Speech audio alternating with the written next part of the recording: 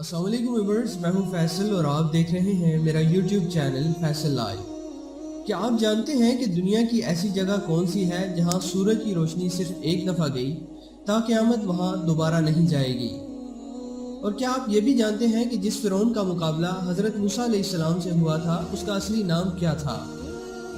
आज की इस वीडियो में हम यही जानेंगे। आगे बढ़ने से पहले मेरी गुजारिश है कि आप मेरा चैनल ज़रूर सब्सक्राइब कीजिए और बेल आइकन को भी दबाएं ताकि आने वाली वीडियोस के नोटिफिकेशंस आपको मिलते रहें।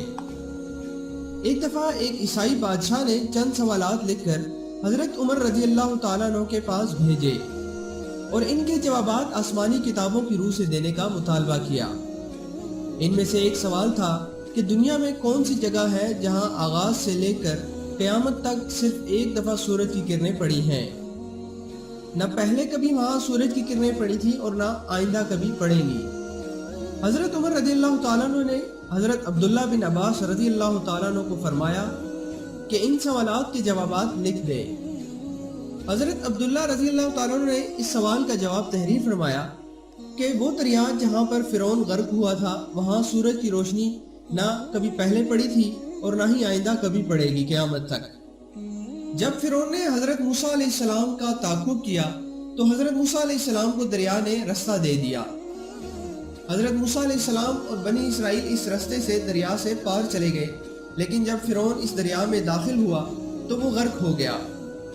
इस ज़मीन पर सूरज एक दफ़ा लगा फिर क़यामत तक कभी नहीं लगेगा। कुरान पाक में हज़रत मूसा अलैहिस्सलाम का किस्सा इस तरह बयान किया गया है कि हज़रत याकूब अलैहिस्सलाम की औलाद बनी इसराइल को मिस्र में रहते हुए काफ़ी मुद्दत गुजर चुकी थी। क्योंकि ये लोग बाहर से आए हुए थे इसलिए मिस्री इन्हें अच्छी नज़र से नहीं देखते थे। इस ज़माने में मिस्र का हर बादशाह फ़िरौन कहलाता था। हज़रत यूसुफ अलैहिस्सलाम 16वें फ़िरौन के ज़माने में मिस्र तशरीफ़ लाए और जिस ज़माने का जिक्र हम करने वाले हैं वो 19वां फ़िरौन था। इस फ़िरौन का नाम मिफ्ताह बिन रुमैस दोम था। फ़िरौन ने एक ख्वाब देखा जिसकी ताबीर बताई गई कि बनी इसराइल का एक लड़का तेरी हुकूमत के ज़वाल का बायस होगा। इस पर फ़िरौन ने हुक्म दिया कि बनी इसराइल में जो लड़का पैदा हो इसको कत्ल कर दिया जाए। इसी ज़माने में हज़रत मूसा अलैहिस्सलाम इमरान के घर में पैदा हुए। माँ बाप को सख्त परेशानी थी और समझते थे कि अगर किसी को पता चल गया तो इस बच्चे की खैर नहीं। कुछ मुद्दत तक तो माँ बाप ने इस खबर को छुपाया, लेकिन परेशानी से इनका हाल बुरा हो रहा था।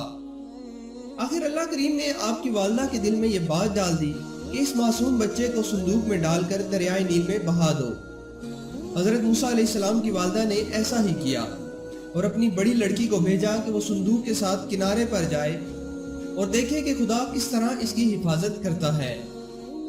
जब ये संदूक तैरता हुआ शाही महल के करीब पहुंचा तो फ़िरौन के घराने की औरतों में से एक ने इसको देखा और हुक्म दिया कि इसको बाहर निकलवाओ। और जब इसमें एक खूबसूरत बच्चे को देखा तो खुश हुई। इस बच्चे को महल में ले गई। हज़रत मूसा अलैहिस्सलाम की बहन भी फ़िरौन की खादमाओं में शामिल हो गई। फ़िरौन की कोई औलाद न थी। जब इसकी बीवी आसिया ने एक हसीन और जमील बच्चे को देखा तो बहुत खुश हुई। इतने में फ़िरौन भी आ गया और इसके कत्ल का हुक्म दे दिया। फ़िरौन की बीवी ने इसकी मिन्नत समाजत की और कहा कि इस मासूम को कत्ल ना करवाओ, कोई बड़ी बात नहीं अगर यही बच्चा मेरी और तेरी आंखों का नूर और दिल का सुरूर बन जाए और हम इसको अपना बेटा बना लें, और अगर हकीकत में यही वो बच्चा है जो तेरे ख्वाबों की ताबीर बनने वाला है तो हम इसकी ऐसी तरबियत करेंगे कि हमारे लिए ये नुकसान का बायस नहीं बनेगा। इस तरह फ़िरौन हज़रत मूसा अलैहिस्सलाम के कत्ल करने से बाज आ गया। हज़रत मूसा अलैहिस्सलाम फ़िरौन के घर में पलकर जवान हुए। आप बड़े खूबसूरत और ताकतवर थे। एक दिन आप शहर से बाहर जा रहे थे तो आपने देखा कि एक मिस्री एक इसराइली को तंग कर रहा है। जब हज़रत मूसा अलैहिस्सलाम इसके करीब से गुजरे तो इसराइली ने हज़रत मूसा अलैहिस्सलाम से फरियाद की। आपने मिस्री को सख्ती और जबर से रोकने की कोशिश की, लेकिन मिस्री बाज न आया। इस पर हज़रत मूसा अलैहिस्सलाम ने गुस्से में आकर मिस्री के लिए एक ऐसा तमाचा मारा कि वो वहीं पर ढेर हो गया। इसकी मौत का हज़रत मूसा अलैहिस्सलाम को बहुत दुख हुआ। आपका हरगिज़ यह इरादा न था कि इसको जान से मार दिया जाए। आपने अल्लाह से इसकी माफ़ी मांगी और अल्लाह ताला ने आपको माफ़ कर दिया। अगले ही दिन फिर आप एक तरफ से जा रहे थे कि वही इसराइली एक कुत्ती से झगड़ रहा था। آج پھر اس نے حضرت موسیٰ علیہ السلام سے فریاد کی، آپ کو اگرچہ بہت ناگوار گزرا، مگر آپ نے ایک طرف اس قبطی کو روکا اور دوسری طرف اسرائیلی کو ڈانٹا کہ تو ہر وقت جھگڑا مول لے کر بلا وجہ فریاد کرتا رہتا ہے۔ حضرت موسیٰ علیہ السلام نے ان کو ہٹانے کے لیے ہاتھ اٹھایا تو اس نے سمجھا کہ مجھے مارنے لگے ہیں۔ وہ چلایا، موسیٰ کل تم نے ایک مصری کو مارا، اسی طرح آج مجھے بھی ہلاک کرنا چاہتے ہو؟ اب کیا تھا کہ سارے شہر میں خبر مشہور ہو گئی کہ کل والے مصری کو حضرت موسیٰ علیہ السلام نے مارا تھا۔ فرعون نے ان کی گرفتاری کے احکامات جاری کر دیے۔ اس وقت ایک آدمی فرعون کے دربار میں موجود تھا جس کو حضرت موسیٰ علیہ السلام سے انس تھا۔ اس نے فوراً حضرت موسیٰ علیہ السلام کو جا کر سارے واقعے کی اطلاع دی اور مشورہ دیا کہ آپ فوراً یہاں سے نکل جائیں۔ حضرت موسیٰ علیہ السلام بے سر و سامان نکل کھڑے ہوئے اور منزلیں طے کرتے ہوئے مدین کے شہر جا پہنچے۔ آپ بھوک اور پیاس سے نڈال ہو رہے تھے۔ جب ایک کنویں پر پہنچے تو دیکھا کہ کنویں پر لوگوں کی بھیڑ لگی ہوئی ہے اور لوگ اپنے ریوڑوں کو پانی پلا رہے ہیں۔ سب سے پیچھے دو لڑکیاں اپنی بکریاں لیے کھڑی ہیں۔ حضرت موسیٰ علیہ السلام نے ان لڑکیوں سے پوچھا کہ تم کیوں اپنی بکریوں کو پانی نہیں پلاتی؟ انہوں نے کہا کہ ہمارا باپ ضعیف ہے اور ہم کمزور عورتیں ہیں۔ یہاں جو طاقتور ہے وہ سب سے پہلے اپنے ریوڑ کو پانی پلاتا ہے۔ حضرت موسیٰ علیہ السلام بڑے وجیح، خوش شکل اور جوان تھے۔ آپ بھیڑ کو چیرتے ہوئے آگے بڑھے اور اس چرسے کو جس کو 3-4 آدمی کھینچتے تھے اکیلے ہی کھینچ کر پانی نکالا اور ان لڑکیوں کے ریوڑ کو پلا دیا۔ یہ لڑکیاں حضرت شعیب علیہ السلام کی بیٹیاں تھیں۔ انہی لڑکیوں میں سے ایک لڑکی کی شادی حضرت موسیٰ علیہ السلام کے ساتھ بعد میں ہو گئی۔ جب حضرت موسیٰ علیہ السلام کو اللہ تعالیٰ کی طرف سے پیغمبری عطا کی گئی تو اللہ تعالیٰ نے حضرت موسیٰ علیہ السلام کو حکم دیا کہ ہماری ان نشانیوں کو لے کر فرعون کے پاس جاؤ اور اس کو اور اس کی قوم کو سیدھا رستہ دکھاؤ۔ اس نے بہت سرکشی اور نافرمانی اختیار کر رکھی ہے اور وہ بنی اسرائیل پر انتہائی ظلم کر رہا ہے۔ ان کو اس کی غلامی اور ذلت سے نجات دلاؤ۔ حضرت موسیٰ علیہ السلام اپنے بھائی کو ساتھ لے کر فرعون کے دربار میں گئے اور فرعون سے کہا کہ خدا نے مجھے اپنا پیغمبر اور رسول بنا کر تیرے پاس بھیجا ہے۔ ہم تم سے 2 باتیں کہتے ہیں، ایک تو اللہ تعالیٰ پر ایمان لے آؤ اور دوسرا بنی اسرائیل پر ظلم و ستم سے باز رہو اور ان کو غلامی سے نجات دو۔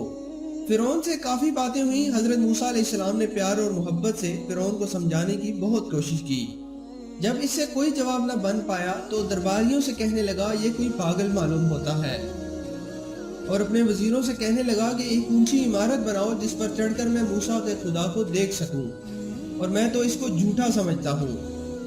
فرعون نے کہا اگر تیرے پاس کوئی نشانی ہے تو ہمیں بھی دکھا۔ حضرت موسیٰ علیہ السلام نے اپنی لاٹھی کو زمین پر پھینک دیا اور وہ ایک خوفناک اژدہا بن گیا۔ پھر اپنا ہاتھ گریبان کے اندر لے گئے، جب نکالا تو وہ ایک روشن ستارے کی طرح چمک رہا تھا۔ یہ دیکھ کر فرعون کے درباری چلا اٹھے کہ یہ تو کوئی بہت بڑا جادوگر ہے۔ آخر جب مصریوں کی سرکشی اور نافرمانی حد کو پہنچ گئی تو حضرت موسیٰ علیہ السلام نے خدا کے حکم سے فرعون کو مطلع کر دیا کہ تم پر عذاب الہی نازل ہونے والا ہے۔ اب یہ صورتحال تھی کہ جب بھی عذاب آنے لگتا تو حضرت موسیٰ علیہ السلام سے وہ کہتے کہ اگر یہ عذاب ٹل جائے تو ہم تمہارے خدا پر ایمان لے آئیں گے، اور پھر عذاب ٹل جاتا۔ اسی طرح کئی بار ہوا، لیکن جب عذاب چلا جاتا تو یہ لوگ پھر منکر ہو جاتے۔ اب اللہ تعالیٰ نے حضرت موسیٰ علیہ السلام کو حکم دیا کہ اپنی قوم بنی اسرائیل کو مصر سے نکال کر باپ دادا کی سرزمین پر لے جاؤ۔ حضرت موسیٰ علیہ السلام رات کے وقت بنی اسرائیل کو لے کر نکل گئے۔ ادھر فرعون کو بھی اطلاع مل گئی۔ اس نے ایک زبردست فوج کے ساتھ ان کا تعاقب کیا۔ وہ پانی کے کنارے پر پہنچے تھے کہ مصری فوجیں آ گئیں، جنہیں دیکھ کر بنی اسرائیل بہت گھبرائے، مگر حضرت موسیٰ علیہ السلام نے ان کو تسلی دی کہ گھبراؤ نہیں، اللہ کا وعدہ سچا ہوتا ہے۔ اللہ تعالیٰ نے حضرت موسیٰ علیہ السلام کو حکم دیا کہ اپنی لاٹھی پانی پر مارو۔ جب حضرت موسیٰ علیہ السلام نے بحیرہ کلزم کے پانی پر اپنی لاٹھی ماری تو اس میں سے راستہ بن گیا، اور حضرت موسیٰ علیہ السلام بڑے آرام سے بحیرہ کلزم سے پار ہو گئے۔ یہ دیکھ کر فرعون نے اپنی فوج کو حکم دیا کہ تم بھی اس راستے سے بحیرہ کلزم کو پار کر جاؤ۔ لیکن جب فرعون اور اس کی فوج درمیان میں آ گئی تو اللہ تعالیٰ کے حکم سے پانی پھر اپنی اصلی حالت میں آ گیا اور فرعون اپنی فوج سمیت غرق ہو گیا۔ جب فرعون غرق ہونے لگا تو اس نے پکارا کہ میں موسیٰ کے خدا پر ایمان لاتا ہوں، لیکن اب ان چیزوں کا وقت گزر چکا تھا اور مصری ایسے کئی وعدے پہلے کر چکے تھے۔ فرعون کی پکار پر اللہ تعالیٰ نے فرمایا کہ آج کے دن ہم تیرے جسم کو ان لوگوں کے لیے جو تیرے پیچھے آنے والے ہیں نجات دیں گے کہ وہ عبرت کا نشان بنے۔ آج ہزاروں سال بعد بھی اہرام مصر میں فرعون کی لاش موجود ہے۔ ویورز، امید ہے آپ کو آج کی ویڈیو پسند آئی ہوگی۔ جانے سے پہلے میرا چینل ضرور سبسکرائب کیجیے اور بیل آئیکن کو بھی دبائیں تاکہ آنے والی ویڈیوز کے نوٹیفیکیشنز آپ کو ملتے رہیں۔